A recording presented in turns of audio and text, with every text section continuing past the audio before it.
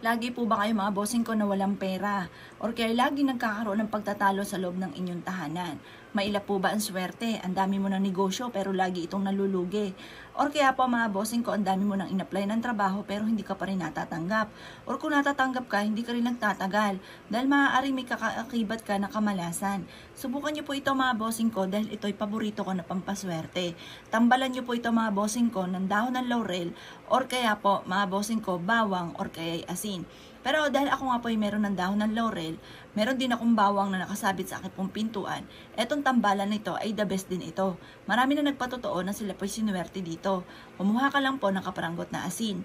Yung mga mumurahing asin lamang na napibili sa bangketa ang inyo pong bibilhin. Tapos tatambolan po natin ito ng bawang.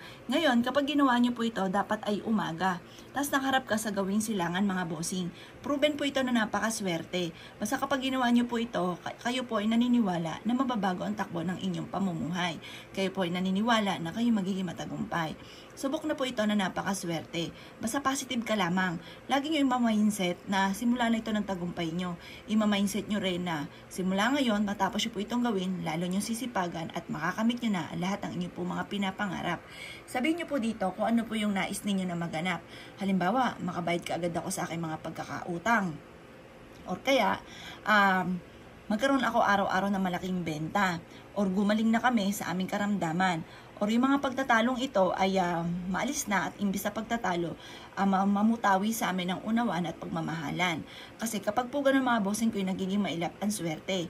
Kaya mas mainam mga bossing ko, kayo po ay may positibong pananaw sa buhay. Kayo ay naniniwala na mabago ang takbo ng inyo pong pamumuhay.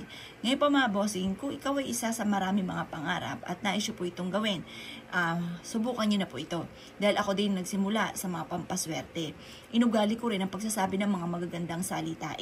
Dati-dati mga bossing ko, ang aking pag-uugali, lagi mainit ang aking ulo. At panay pangit ang aking sinasabi mga bossing. Ngayon, binago ko po yung sistemang ganon mga bossing. Dahil hindi nakatulong, bagkos ay dumami ang aking problema. Kung kayo naniniwala sa mga gatong mga pamaraan, ay subukan nyo po ito. At kayo mismo ay makakapansin sa malaking magandang pagbabago na magaganap sa buhay po ninyo. Ngayon pa mga bossing ko, gawin nyo po ito ng mga bandang alas 7 ng umaga. Nakaharap ka sa gawing silangan. Pagtapos ka ng mag-wish, ibilad nyo lang ito hanggang alas 8. Huwag kayong mag-alala mga bossing ko, hindi ka agad matutunaw ang asin. Pero kung marami kayong mga problema at marami pang pagsubok na darating, asahan nyo, tunaw ko yan kaagad mga bossing. Huwag nyo pong sabihin na dahil mainit ang panahon. Dahil ang aking pong asin, kahit po taon at kahit gaano kainit ay hindi natutunaw. Pero ng mga unang araw mga bossing ko at unang buwan hanggang 3 buwan, tunaw po yan ng tunaw. Kaya ang ginamit ko ay lokal lamang na asin. Pinapaltan ko lamang po ito at tinatapon ko ito sa lababo. Ngayon pa mga bossing ko, ganun din po ang gawin po ninyo. Subok na po ito na napakaswerte. Basta kapag ginawa nyo po ito, naniniwala ka na mababago ang takbo ng pamumuhay. Kapag natunaw ang asin, tapon nyo lamang sa lababo. Tapon nyo na rin yung bawang. Tapos gumawa ka muli ng ganito. Hanggang sa mapansin nyo, hindi na po yan matutunaw. Marami ka siyang nahigop siyang kamalasan at kung anumang pagsubok yung darating, ay nahigop na rin po niya. Ngayon pa mga bossing ko, ilagay nyo po ito sa may pagkainan po ninyo kung saan kayo ay nakain.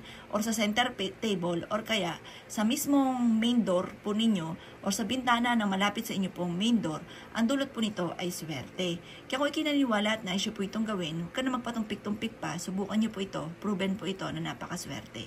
Siya mga bossing, kung gagawa ka ng ganito mga pamamaraan, good luck po sa inyo po lahat.